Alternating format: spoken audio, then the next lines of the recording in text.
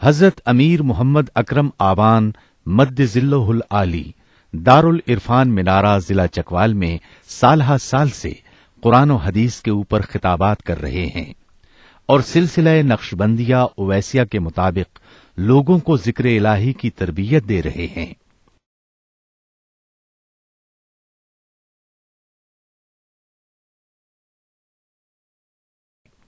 وہ قرآن پاک کی تفسیر ترتیب وار بیان کر رہے ہیں۔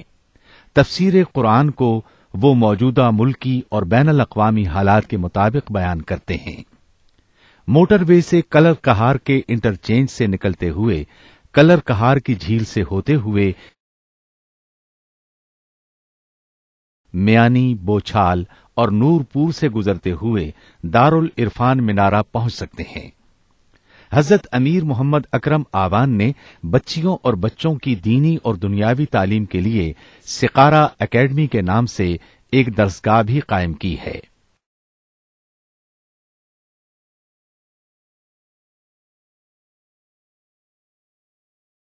جس کا افتتاح ملک پاکستان کے صدر جنرل محمد ضیاء الحق نے اپنے دست مبارک سے کیا تھا۔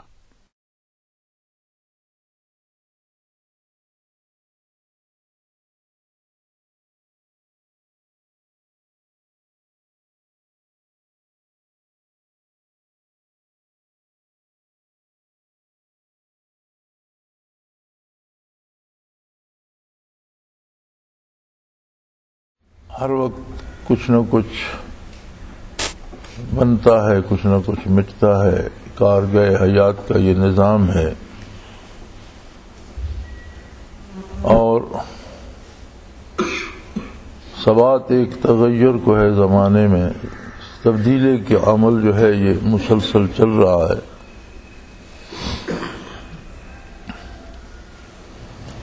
اس کائنات بسیط کو اللہ کریم نے فضول پیدا نہیں فرمایا، اس کی تخلیق کا یقیناً مقصد ہے، اور انسان کو اشرف المخلوقات بنا کر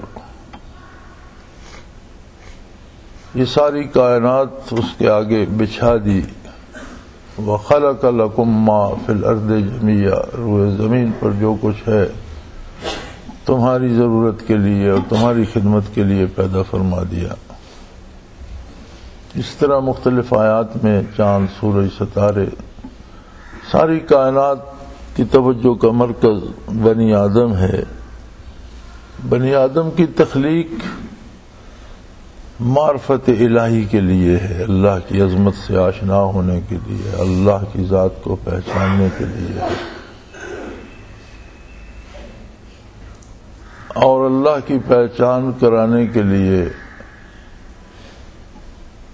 اللہ کریم نے انبیاء علیہ الصلوۃ والسلام کا سلسلہ جاری فرمایا، اور ہر نبی نے معرفت الہی کی طرف دعوت دی، تاکہ آقا نامدار حضرت محمد الرسول اللہ صلی اللہ علیہ وسلم مبعوث ہوئے، اور اس شان کے ساتھ مبعوث ہوئے کہ کسی نئے نبی کی ضرورت باقی نہ رہی۔ ہمیشہ کے لیے، سارے زمانوں کے لیے، تمام انسانوں کے لیے نبی رحمت بن کر تشریف لائے، اور انسانیت کا درد لے کر مبعوث ہوئے، تمام نوع انسانی کو حق کی طرف دعوت دی، تمام نسل انسانی کے لیے باب رحمت کو وا رکھا، اور ارشاد باری ہے عزیز علیہ ما عنتم، کہ بنی انسان کو، نوع انسانی کو، بنی آدم کو جہاں بھی ٹھوکر لگتی ہے اس ٹھوکر کا دکھ محسوس فرماتے ہیں آقا نامدار صلی اللہ تعالی علیہ وآلہ وسلم۔ بہرحال زمانہ اقدس میں بھی مخالفت بھی رہی، اور حضور اکرم صلی اللہ علیہ وسلم کو ایذائیں بھی پہنچائی گئی، بہتان بھی لگائے گئے۔ یہ کوئی نئی بات نہیں ہے. یہ لوگوں کا اپنا ایک مزاج بن جاتا ہے. جب وہ راندہ درگاہ ہوتے ہیں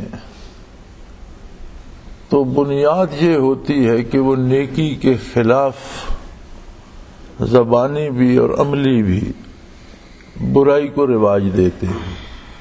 شرم و حیا کے خلاف بے حیائی کو رواج دیتے ہیں. یہ ان کی بدنصیبی ہے. اور بڑھتے بڑھتے اس حد تک پہنچ جاتے ہیں کہ پھر اللہ کی کتاب، اللہ کے رسول صلی اللہ علیہ وسلم کی ذات گرامی کو نشانہ بناتے ہیں.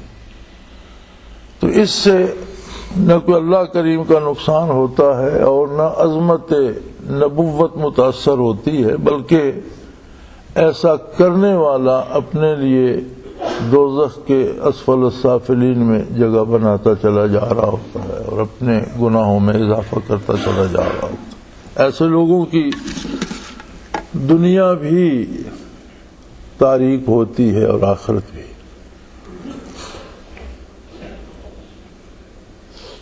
آج کل جو ہنگامے ہو رہے ہیں اور جس وقت سے ہم گزر رہے ہیں اور ملک عزیز میں جو کچھ ہو رہا ہے، یہ شاید اکثریت نے ایسے محسوس کر لیا کہ اب ہی ہوا ہے. یہ اب ہی نہیں ہوا، یہ ہمیشہ سے ہوتا آ رہا ہے. لیکن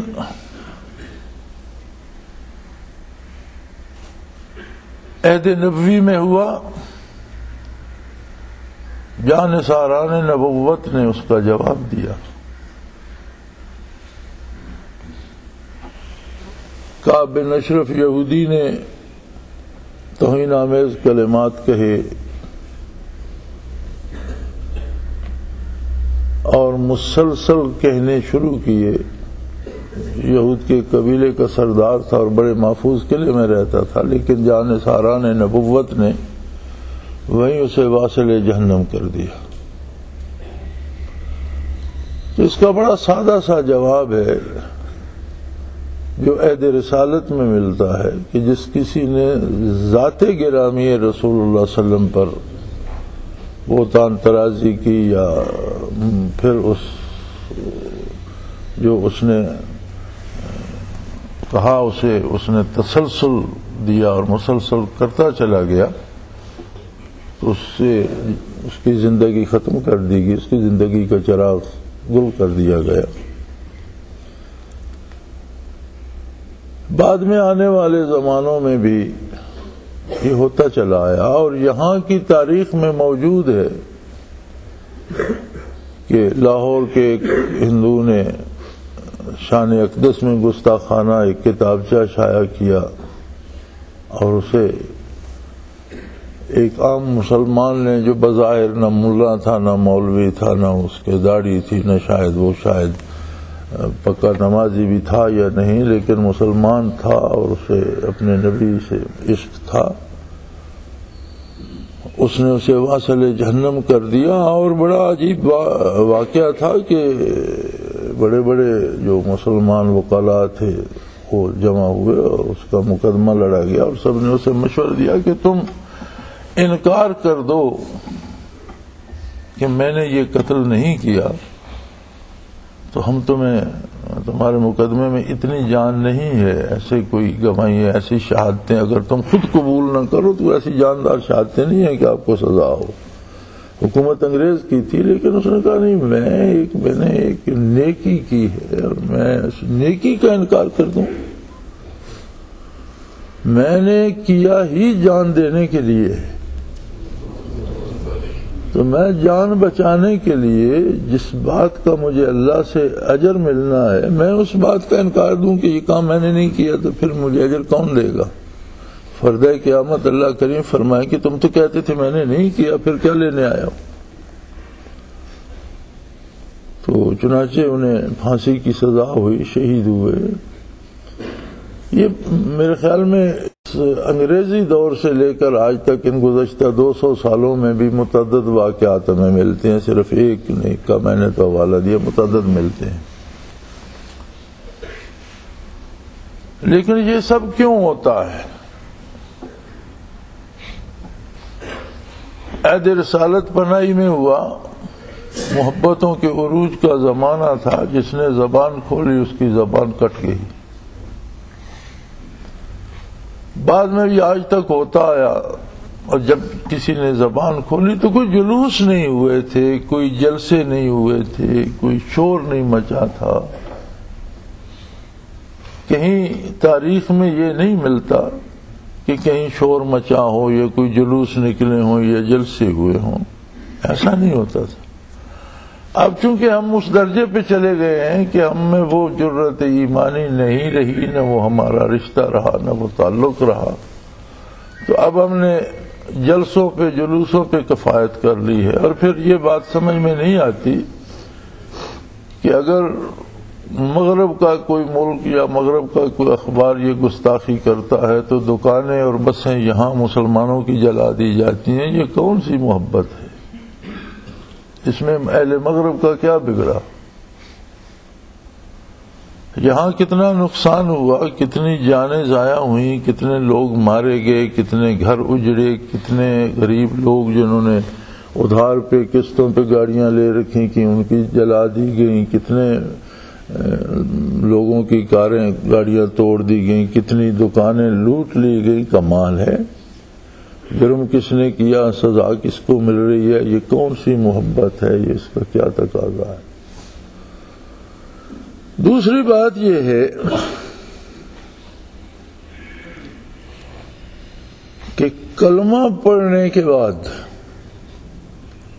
ایک آدمی سرے سے کلمے سے انکار کرتا ہے تو اس پر کچھ بھی فرض نہیں ہے، اس کے ساتھ اسے کلمے کا قائل کرنے کی کوشش یا محنت کی جائے گی۔ ایک ہی بات پہ اس کے ساتھ اصرار رہے گا کہ اللہ اسے توفیق دے تو پیار سے، محبت سے، عمل سے، زبان سے، تحریر سے، تقریر سے اسے قائل کرنے کی کوشش کی جائے کہ اس کے نصیب میں ہو تو وہ مسلمان ہو جائے۔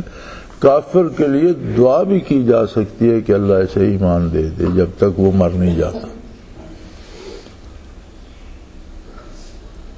اور کچھ تو اس پہ فرض نہیں ہے۔ کلمہ پڑھنے کے بعد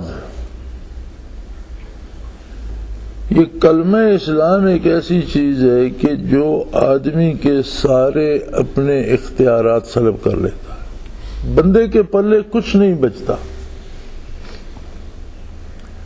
الوہیت کی ساری عظمتیں اللہ کے لیے ہو جاتی ہیں، اس کی اپنی بڑائی، اس کی اپنی رائے، اس کی اپنی ذاتی پسند یہ ختم ہو جاتی ہے کہ میں بہت بڑا ہوں، میں اتنا بڑا حاکم ہوں، میں اتنا بڑا ذمہ دار ہوں، میں اتنا بڑا سیٹھ ہوں، میں اتنا بڑا عالم ہوں، یہ ساری باتیں ختم ہو جاتی ہیں، ساری بڑائیاں صرف اللہ کے لیے رہ جاتی۔ اور کس طرح سے زندگی بسر کرنی ہے، کیا کرنا ہے، کیا نہیں کرنا، اس میں بھی اس کی رائے ختم ہو جاتی ہے، وہ سارا اختیار چلا جاتا ہے رسول اللہ صلی اللہ علیہ وآلہ وسلم کے بعد۔ سوچنا یہ چاہیے کہ میرے سمیت ہم سب نے عظمت کی ساری باتیں اللہ کے سپرد کر دی، زندگی کے سارے کام کیسے کرنے ہیں، کون سے کرنے اور کون نہیں کرنے، یہ سارا کچھ محمد الرسول اللہ صلی اللہ علیہ وسلم کے قدموں میں ڈھیر کر لیا۔ یہ ایک وعدہ ہے، لا الہ الا اللہ محمد الرسول اللہ صلی اللہ علیہ وسلم، کہ میں اب سے، جب سے مجھے کلمہ نصیب ہوا تا دم آخر اس بات کا اقرار کرتا ہوں کہ الوہیت صرف اللہ کے لیے،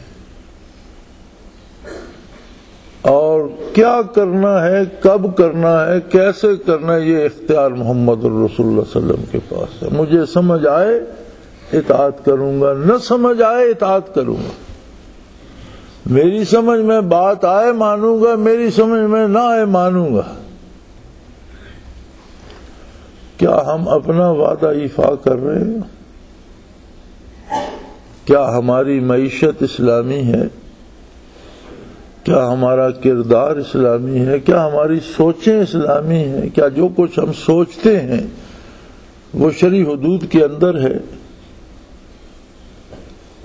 ایک کافر نے گستاخی کا ارتکاب کیا تو ہم اتنے سیخ پا ہوتے ہیں، کلمہ پڑھنے کے بعد جو گستاخیاں ہم کرتے ہیں ان کا نتیجہ کیا ہوگا؟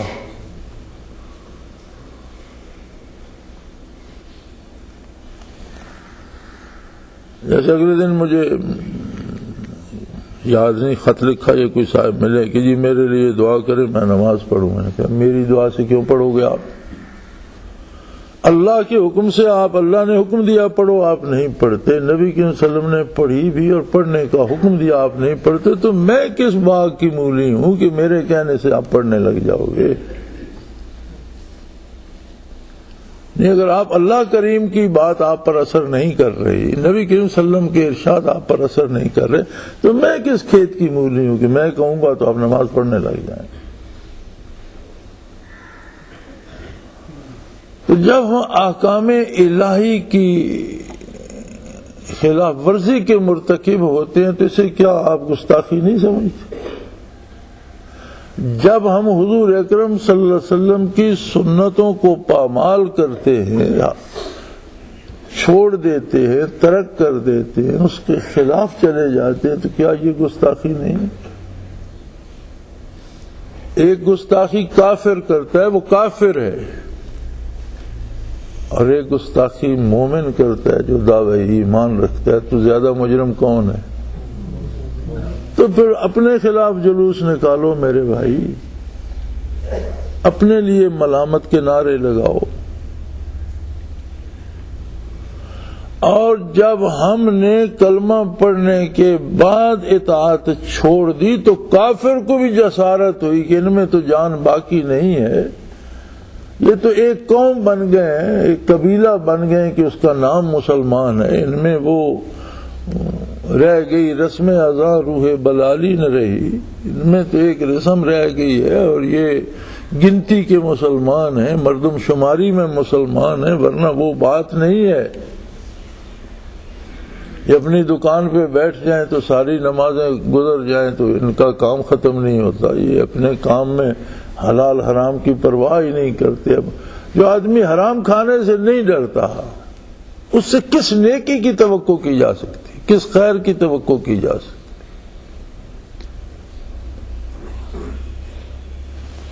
تو پھر میری ذاتی رائے میں تو اگر یہ جلسے اور جلوس جو ہیں یہ اصلاح کا پہلو ہیں تو پھر ہمیں اپنے آپ کے خلاف جلوس نکالنے چاہیے. اور یہ دوسری بات بھی کم از کم میری سمجھ میں نہیں آئی کہ یورپ کے کسی اخبار نے گستاخی کی ہے تو پرویز مشرف کی حکومت ختم کر دینی چاہیے. مجھے کوئی پرویز مشرف سے اتفاق نہیں ہے، لیکن یہ اتنا لمبا چکر کاٹنے کی ضرورت کیا ہے؟ اگر حکومت ٹھیک نہیں چل رہی تو سیدھا سیدھا حکومت سے بات کرو بھئی، یا ٹھیک ہو جاؤ یا اسے ختم کیا جائے. اس میں اتنا لمبا چکر کاٹنے کی ضرورت کیا ہے؟ اس کا مطلب یہ ہے کہ یہ سارا دکھ درد ہمیں حضور کی محبت میں نہیں ہے، بلکہ ہم کسی حوالے سے حکومت ختم کرنا چاہتے ہیں یا خود لینا چاہتے ہیں. تو اپنے کسی دنیاوی مقصد کے لیے عظمت رسالت کو ذریعہ بنانا یہ بجائے خود ایک گستاخی نہیں ہے کیا؟ کیا یہ گستاخی نہیں ہے کہ ہم اپنا مقصد نکالنے کے لیے یا اپنے سیاسی مقاصد کے لیے عظمت رسالت کو ہدف بنائیں اور وہ بہانہ بنا کر لے آئیں؟ تو یہ میرے خیال میں تو ہمیں اپنے دعوے اسلام پہ نظر ثانی کرنی چاہیے، اپنے کردار پہ نظر ثانی کرنی چاہیے. اور اگر ہم بحیثیت مسلمان ہر کام میں حضور اکرم صلی اللہ علیہ وسلم کی نافرمانی کرتے ہیں تو کافر سے کون شکوہ کرے گا؟ کافر کو بھی تو تب ہی جرأت ہوتی ہے کہ 56-57 کے قریب اسلامی ریاستیں ہیں. اگر اتنی ریاستیں عظمت رسالت کے تحفظ پہ متحد ہو جائیں تو کون گستاخی کی جرأت کر سکتا؟ اگر یہ ساری ریاستیں خود اپنا نظام، اپنی زندگی، اپنا کاروبار حکومت ہی حضور کی پسند کے خلاف چلا رہے ہیں تو کوئی کافر بھونکتا ہے تو کتا تو بھونکے گا ہی۔ وہ جو ایک محاورہ ہے نا کہ کتا بندے کو کاٹ لے تو خبر نہیں بنتی کہ کتے کا کام ہے کاٹنا، بندہ کتے کو کاٹے تو خبر بنتی ہے کہ عجیب بات ہوئی ہے، بندے نے کتے کو کاٹ کھایا۔ وہی مسئلہ یہاں ہے، کافر گستاخی کرتا ہے وہ اتنی اہم نہیں ہے جتنی کلمہ گو گستاخی کرتا ہے۔ آپ اس پہ توجہ کیوں نہیں دیتے؟ آپ کو اس کا دکھ کیوں نہیں ہوتا کہ مجھ سے دامان رحمت کیوں چھوٹ رہا ہے؟ اور اگر مسلمانان عالم اس بات پہ آ جائیں، یہ سارے جھگڑے ختم ہو جاتے ہیں۔ یہ سارے فرقے کس بات کے ہیں؟ ہر کوئی اپنی منوانا چاہتا ہے۔ فَإِذَا تَنَازَعْتُمْ فِي شَيْءٍ فَرُدُّوهُ إِلَى اللَّهِ وَإِلَى الرَّسُولِ، کسی بات میں اختلاف ہے تو اللہ کی طرف رجوع کرو، بارگاہ رسالت میں آؤ، مرکز ہے تمہارے پاس، اختلاف ختم ہو جائے گا۔ اور عجیب بات ہے کہ اختلاف اصول میں ہو تو وہ اختلاف ہوتا ہے، فروعات کا اختلاف، نام کا اور لغت کا اختلاف ہوتا ہے، عملاً وہ اختلاف نہیں ہوتا۔ مثلا نبی کریم صلی اللہ علیہ وسلم سے ثابت ہے کہ آپ نے نماز میں رفع یدین فرمایا، نبی کریم صلی اللہ علیہ وسلم سے ثابت ہے کہ آپ نے نماز میں ایک ہی دفعہ رفع یدین فرمایا اور پھر نہیں فرمایا، یہ دونوں باتیں ثابت ہیں۔ اب ایک آدمی، ایک مسلمان ہر تکبیر پہ رفع یدین فرماتا ہے تو حضور کی ایک ادا کی پیروی کر رہا ہے، ایک صرف پہلی تکبیر پہ رفع یدین کرتا ہے تو حضور ہی کی ایک دوسری ادا کی پیروی کر رہا ہے۔ یہ تو اختلاف تو نہیں ہے۔ اختلاف تو تب تھا کہ کوئی انکار کر دیتا کہ نماز سے پہلے تکبیر ہے ہی نہیں، یہ اللہ اکبر نہیں کہا حضور نے، یہ تو اختلاف ہو گیا۔ جب اس پہ سارے متفق ہیں، حضور نے آمین فرمایا سورۃ فاتحہ کے بعد، اب بلند آواز میں بھی ثابت ہے اور خاموشی سے بھی ثابت ہے۔ کچھ بلند آواز میں کہہ لیتے ہیں وہ ایک ادا کی پیروی کر لیتے ہیں، کچھ خاموشی سے کہتے ہیں وہ دوسری ادا کی پیروی کر۔ فقہاء میں جو اختلاف ہے یہ ترجیح کا ہے، یہ سمجھ لیجئے۔ ائمہ اربعہ میں جو اختلاف ہے یہ ترجیح کا ہے، یعنی جو بات میں کہہ رہا ہوں یہ حضور نے آخر میں اس پر عمل فرمایا اور یہ سب سے زیادہ بہتر ہے۔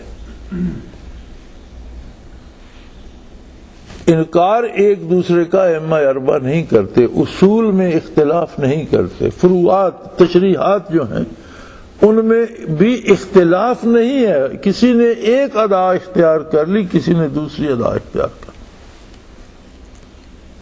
اور حضور اکرم صلی اللہ علیہ وسلم کی تمام اداؤں پر عمل ہو گیا، یہ تو کوئی لڑنے کی بات نہیں۔ اب اصول کی بات ہے، کسی کو لا الہ الا اللہ محمد الرسول اللہ میں اختلاف ہے تو یہ اصول کا اختلاف ہے، کوئی نئی نبوت کا دعویٰ کرتا ہے تو یہ اصول کا اختلاف ہے۔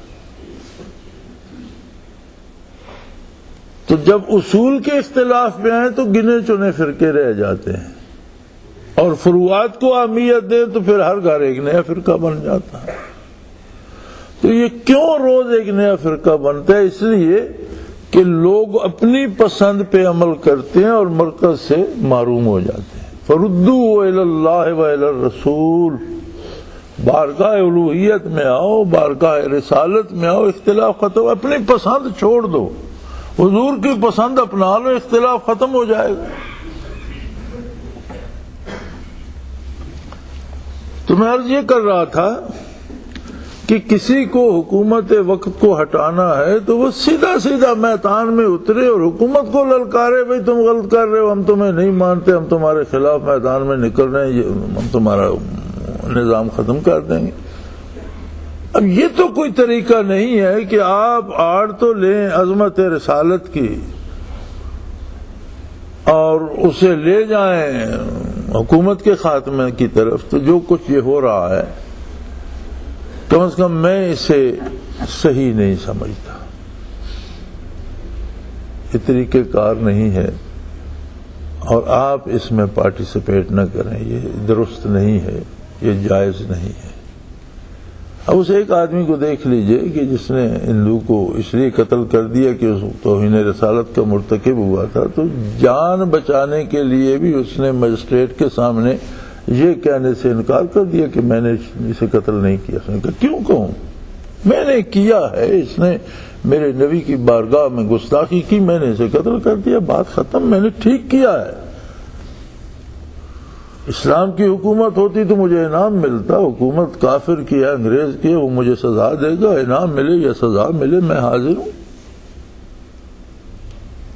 یہ تو ہوئی نا بات۔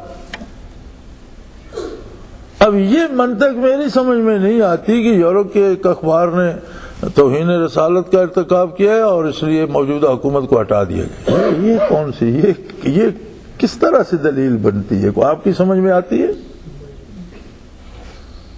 بھی اگر حکومت ٹھیک نہیں ہے تو یہ آج ایک دن میں تو بگڑ نہیں گئی، روز اول سے ٹھیک نہیں ہے، آپ اس کا مقابلہ کریں۔ حکومت کے پاس سے تو آپ وظیفے لے رہے ہیں، لاکھوں روپے ماہانہ لے رہے ہیں، اسمبلیوں میں بیٹھے ہیں، سینٹ میں بیٹھے ہیں، آدھے ملک پر حکومت کر رہے ہیں۔ آدھی حکومت تو ہے آپ کی، تو پھر آدھی حکومت کو ہٹانے کے لیے آپ اتنا لمبا چکر کیوں کاٹ رہے ہیں؟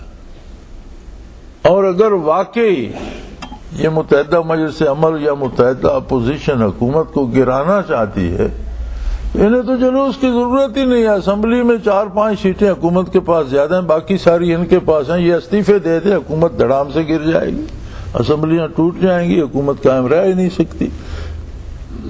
بائی الیکشن ہوتے ہیں لیکن اتنے بائی الیکشن نہیں ہوتے کہ آدھی اسمبلی استعفیٰ دے دے تو آدھی اسمبلی کے بائی الیکشن ہو جائے۔ کوئی دنیا کے اور بین الاقوامی قوانین بھی اپنی حیثیت رکھتے ہیں، لیکن اگر استعفے دے دیں تو وظیفے ختم ہو جائیں گے، جو لاکھوں روپے روز ہر مہینے ان کے گھروں میں آتے ہیں۔ ادھر تو اپنے خاندان سمیت لوگ گھسے ہوئے ہیں، بیوی بچوں کو لے کر لے رہے ہیں، MLA بنے ہوئے ہیں اور سینیٹر بنے ہوئے ہیں، ادھر نعرے بازی ہو رہی ہے، ادھر حضور کی محبت کا غلبہ ہو گیا ہے۔ کمال ہے، وہاں آپ کو حضور کی محبت کیوں یاد نہیں آتی؟ جب غریب آدمی پر پیٹرول کو 4 گنا بڑھا دیا گیا، چینی کی قیمت 10 گنا بڑھا دی گئی، تو آپ نے احتجاج نہیں کیا، اور جب اسمبلی میں آپ کی تنخواہیں 3 گنا بڑھا کر پچھلے سال سے آپ کو ایریر دیے گئے تو وہ کیا حلال تھے، وہ جائز تھے، وہ صحیح ہیں؟ کوئی رعایت پبلک کو ملتی ہے تو کہتے ہیں اگلے جون سے، اگلے مالی سال سے شروع ہوگی۔ اسمبلی والوں کو جو رعایتیں ملی وہ پچھلے سال سے شروع ہوئی۔ وہ سارے ایریئر تو تمام علماء نے، تمام نیک اور پارسا لوگوں نے جو اسمبلی میں سینٹ میں بیٹھے ہیں، بیوی بچوں سمیت وصول کر لیے۔ وہاں تو یہ نہیں کہا کہ یہ سارے فنڈز تو وہ ہیں جو غریب کی جیب سے آتے ہیں، ہم یہ کیوں کھائے، کیوں بڑھا رہے ہیں یہ آپ؟ اور پھر کسی لیڈر کا نہ بیٹا مرتا ہے، نہ گاڑی جلتی ہے، نہ دکان جلتی ہے، نہ خود اسے کوئی لاٹھی لگتی ہے، نہ اس پر کوئی آنسو گیس پھینکی جاتی ہے، عزت و احترام سے اسے گھر بٹھا دیا جاتا ہے۔ اور جو لوگ بیچارے غریب بھوک کے مارے گھروں سے نکلتے ہیں، ان پر پولیس کی لاٹھیاں بھی برستی ہیں، جیل میں بھی جاتے ہیں، مارے بھی جاتے ہیں، گولی بھی چلتی ہے۔ آگے ہوتے ہیں لیڈران کرام، گولی پیچھے والے کو لگتی ہے۔ آگے گولی آگے سے آ رہی ہے، اگلے بندے کو نہیں لگتی، جو پیچھے غریب آ رہا ہے اسے جا کر لگتی ہے۔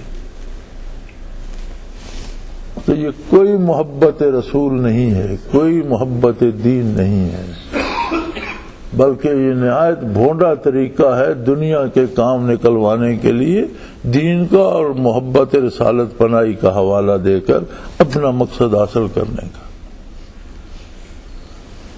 اسی لیے ہم نے نہ کسی جلوس میں شرکت کی ہے اور نہ ساتھیوں سے کہا ہے کہ کہیں جلوس میں شریک ہوں، یہ طریقہ ہی غلط ہے۔ میرے بھائی، پہلے اپنے آپ کا جائزہ لو، ہم کتنا ادب کر رہے ہیں محمد الرسول اللہ صلی اللہ علیہ وسلم کا۔ اللہ کا نبی حکم دیتا ہے، ہم خلاف ورزی کرتے ہیں، کیا یہ گستاخی نہیں ہے؟ اپنے آپ کو ڈھالو اطاعت کے کھانے میں، اپنے دل میں وہ محبت پیدا کرو جو اطاعت پہ مجبور کر دے، اپنے دل میں وہ جذبہ پیدا کرو۔ رہی یہ بات کہ اس ملک میں کیا ہوگا، یہ ملک انشاءاللہ باقی رہے گا، یہ ملک انشاءاللہ اسلامی ریاست بنے گا، اس ملک میں صرف اسلامی حکومت ملک میں نہیں ہوگی، بر صغیر میں ہوگی انشاءاللہ، اور یہ اسلام کی نشاط ثانیہ کا مرکز ہے۔ لیکن یہ مذاق میں نہیں ہوگا، اس میں بڑے لوگ شہید ہوں گے اور بڑے کافر واصل جہنم ہوں گے۔ یہ بڑا میدان لگے گا، بڑا میدان سجے گا، سچ اور جھوٹ الگ الگ ہو جائے گا۔ اس ملک کو کوئی خطرہ نہیں ہے، اس کے دشمنوں کو خطرہ ہے انشاءاللہ العزیز۔ یہ ملک نہ صرف باقی رہے گا بلکہ یہ پورے بر صغیر کو پاکستان کی شکل دے دے گا، اور یہ پوری دنیا میں محبت رسول اور ارشادات رسول اور علوم دین بانٹے گا اور اسلام کی نشاط ثانیہ کا سبب بنے گا۔ یہی غزوۃ الہند بپا ہوگا، یہی نیک و بد کی تمیز ہوگی۔ میں تو بڑے عرصے سے کہہ رہا ہوں لیکن لوگوں کو سمجھ نہیں آتی تھی، اب تو ظاہری حالات بھی اسی طرف آ نہیں رہے، اب دنیا کی ساری باطل قوتیں بھی یہی جمگٹے نہیں کر رہی۔ تو میاں اپنے آپ کو فٹ رکھو اور تیار رکھو، کیا پتا کل ہی کام ہو جائے، کیا پتا سال میں ہو جائے، 10 سال ہو، اور اگر مر بھی گئے تو اس تیاری میں مر جانے والا بھی اجر سے محروم نہیں ہوگا۔ اللہ کریم اسے انہی لوگوں میں شمار کرے گا جو غزوۃ الہند میں شامل ہوں گے۔ تو اپنا فوکس اپنی اصلاح پہ رکھو کہ اللہ علم غلم کو پسند نہیں فرمائے گا، انہی کو یہ سعادت نصیب ہوگی جو حضور اکرم صلی اللہ علیہ وسلم کے اطاعت گزار ہوں گے، جن کے دل میں واقعی محبت ہوگی اللہ کی اور اللہ کے رسول کی۔ یہ ضروری نہیں کہ وہ کروڑوں کی تعداد میں ہوں۔ کم من فئۃ قلیلۃ غلبت فئۃ کثیرۃ باذن اللہ، کتنے کم لوگوں نے کتنی زیادہ فوجوں پر اللہ کی مدد سے فتح پائی۔ یہ تو ایک تاریخ بھری پڑی، یہ سارے اسلام کی بنیاد سارے کفر کے مقابلے میں 313 صحابہ کرام نے رکھی۔ پوری دنیا پہ جو اسلام پھیلا اس میں پہلا مقابلہ جو قتال کا ہوا، اس میں تو نبی اکرم صلی اللہ علیہ وسلم کی خدمت عالی میں 313 خوش نصیب ہی تھے۔ اس لیے یہ ضروری نہیں ہے کہ کتنے ہوں گے، جتنے ہوں گے اللہ انہیں ان کی مدد فرمائے گا اور یہ ہو کر رہے گا۔ کب ہوگا یہ تو اس کے علم میں ہے، لیکن بندہ مومن کا کام یہ ہے کہ اس تیاری میں رہے کہ آج ابھی ضرورت پڑ جائے تو وہ ابھی سے تیار ہو۔ جو اس تیاری میں زندگی بسر کرتے ہیں اگر موت بھی آ گئی تو اپنے اجر سے خالی نہیں رہیں گے۔ اور جس طرح جہاد کے لیے اسلحہ کی ضرورت ہوتی ہے، جس طرح جہاد کے لیے صحت کی ضرورت ہوتی ہے، اسی طرح نیت اور ارادے کی ضرورت بھی ہوتی ہے۔ اور نیت ہو تو پھر اس کی تیاری کے لیے اپنے آپ کو اطاعت کے سانچے میں ڈھالا بھی جا سکتا ہے۔ جو خود ہی عملی زندگی میں حضور کی مخالفت کر رہے ہیں وہ حضور کے دین کے لیے جہاد کیا کریں گے؟ لہذا اپنے آپ پر فوکس کرو، بڑی بات ہے۔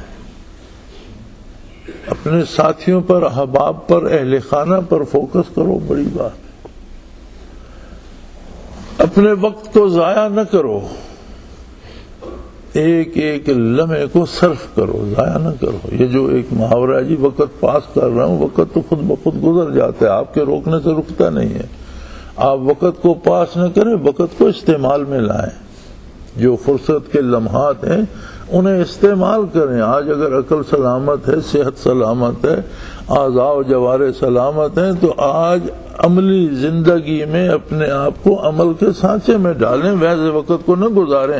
ہم وقت کو پاس نہیں کرتے، وقت ہمیں پاس کر جاتے ہیں، ہم پیچھے رہ جاتے ہیں۔ وقت تو گزر رہا ہے، اللہ کا نظام ہے، اس نے اپنا چلایا ہوا اور چلتا رہے گا۔ ایک ایک لمحے کو استعمال میں لاؤ، ایک ایک لمحے کو درود و سلام سے مزین کرو، ایک ایک لمحے کو سجدوں سے آراستہ کرو، ایک ایک لمحے کو رزق حلال کی تلاش میں صرف کرو، ایک ایک لمحے کو نیکی میں صرف کرو، ایک ایک لمحے کو برائی سے بچنے کے لیے صرف کرو، ایک ایک لمحے کو گن گن کر صرف کرے۔ اللہ کریم ہماری خطاؤں سے درگزر فرمائے اور ہمیں یہ توفیق عطا فرمائے کہ ایسی روشن اسلامی حکومت بنے کہ کسی کو جرت نہ ہو کہ وہ ٹیڑھی نظر سے مدینہ منورہ کی طرف دیکھ بھی سکے۔ غریبوں کی بسیں جلانے اور غریبوں کی دکانیں لوٹنے اور شہری نظام درم برم کرنے سے کچھ نہیں ہوگا، یہ سارا کچھ شرعاً جائز نہیں ہے، اس کا کوئی جواز نہیں ہے۔ حکومت سے کسی کو اختلاف ہے تو بڑی اچھی بات ہے، ضرور اپنے اختلاف کا اظہار کرے، لیکن یہ کیسا اختلاف ہے کہ جو لیڈر اختلاف کے لیے آگے لگے وہ کھاتے وہیں سے ہیں اور اختلاف بھی کرتے ہیں؟ یہ کون سا اختلاف؟ ساری فیسلٹیز، سارے وظیفے وہیں سے لے رہے ہیں، گاڑیاں سرکاری لیے پھرتے ہیں، علاج سرکاری۔ 9 لاکھ کا ایک ایک مولانا کا بل آتا ہے اسمبلی سے جو دوائیں لی ہیں صرف۔ پتہ نہیں انہیں کون سی بیماریاں لگی ہوئی ہیں، ایسی کوئی بیماری ہم نے نہیں سنی کہ ایک سال میں 9 لاکھ کی دوائی کھا گئے۔ پتہ نہیں وہاں سے لے کر باہر بیچتے رہتے ہیں اور لوگوں کو کہتے ہیں سڑکوں پہ نکل جاؤ۔ یار یہ ساری حقیقتیں ہیں، میں گستاخی نہیں کرنا چاہتا لیکن حقیقتیں تو سامنے ہونی چاہیے۔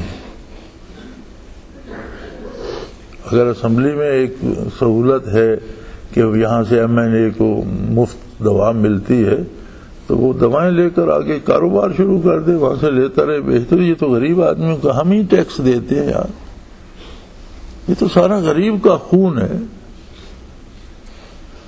تو اگر آپ کا کردار یہ ہے کہ وہاں سے آپ 9 لاکھ کی دوائیں لے کر کھا تو نہیں سکتے، اتنی 9 لاکھ کی دوا سال میں کون کھا جائے گا؟ ہاں میرا خیال ہے بیچتے ہی ہوں گے آگے، تو کیا فائدہ؟ کون سی یہ مسلمانی ہے؟ کیسا اسلام ہے؟ اگر یہ کردار علماء کا بھی ہے تو یہ بڑے دکھ کا مقام ہے، پھر تو انہیں رسالت کا سبب یہ لوگ بن رہے ہیں۔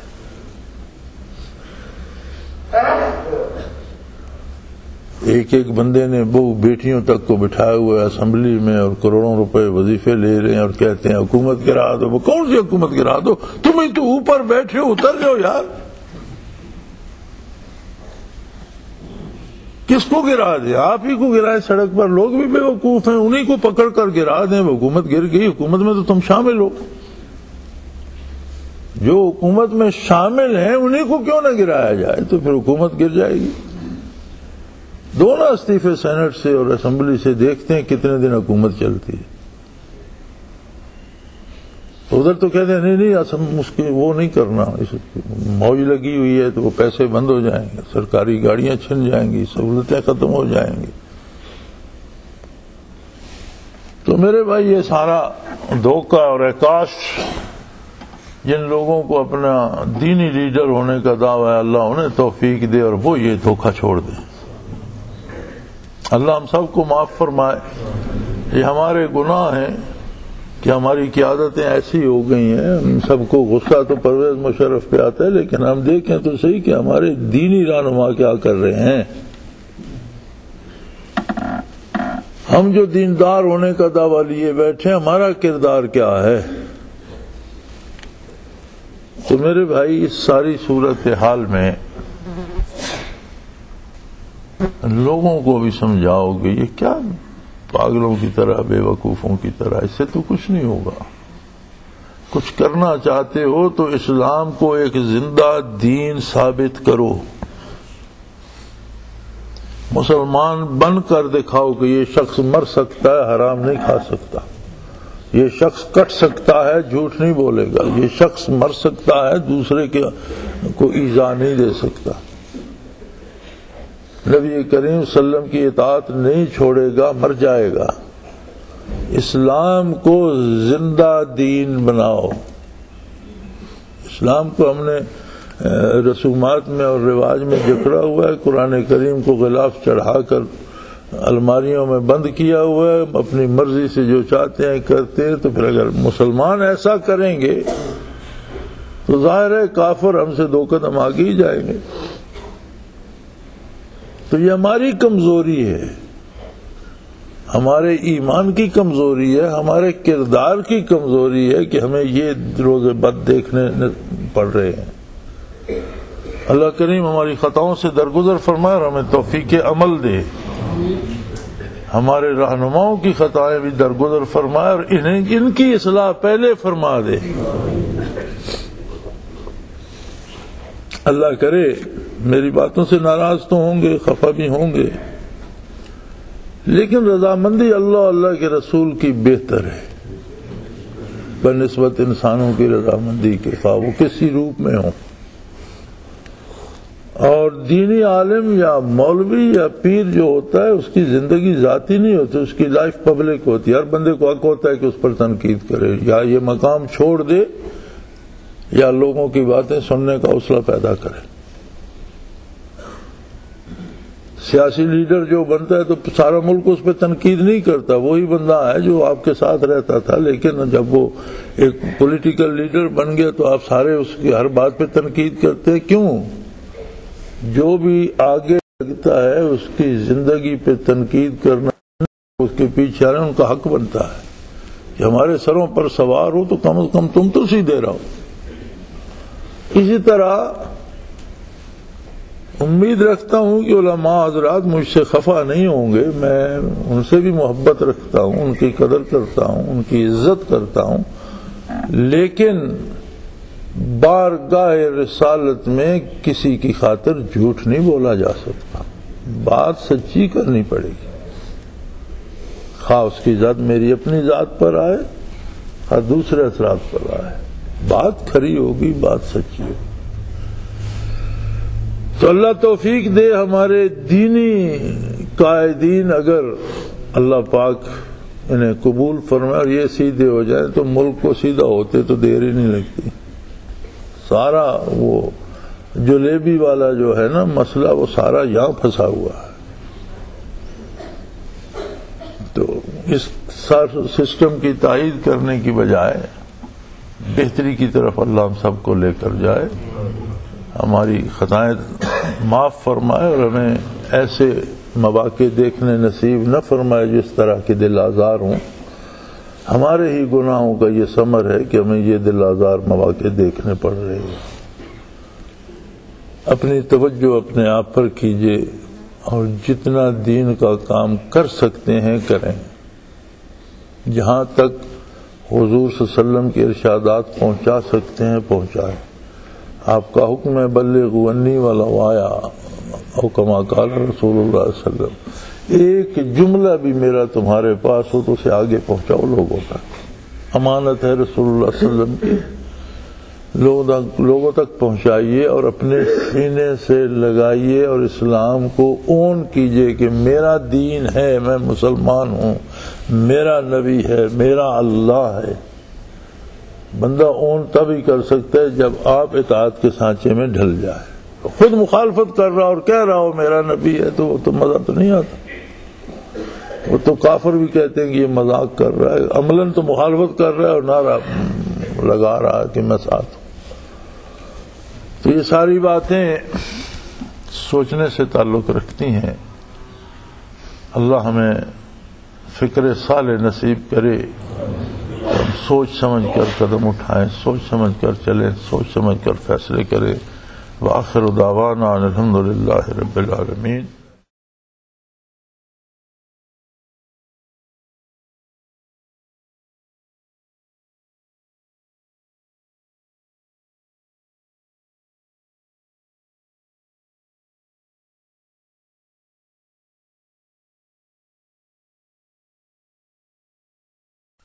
وہ تمام احباب جو اسلام کی طلب رکھتے ہیں ان سے گزارش ہے کہ دارالعرفان منارہ ضلع چکوال میں امیر محمد اکرم آوان صاحب کے خطابات سے مستفید ہوں۔ وہ ہر جمعے کو نماز سے پہلے بیان فرماتے ہیں۔ हर माह की पहली इतवार को माहाना इज्तिमा होता है, जिसमें आप खुसूसी खिताब फरमाते हैं और पाकिस्तान के चारों सूबों से अहबाब इस इज्तिमा में शिरकत करते हैं। इसके अलावा यहां साल में 2 मरकजी इज्तिमात भी होते हैं, एक रमजानुल मुबारक में इतिकाफ का इज्तिमा और दूसरा जुलाई और अगस्त में 40 दिन का इज्तिमा होता है, जिसमें रूहानी तरबियत की जाती है। अपना खून सीमाब देकर इतना हम कर जाएंगे, नाम आका का चमन में फिर रकम कर जाएंगे।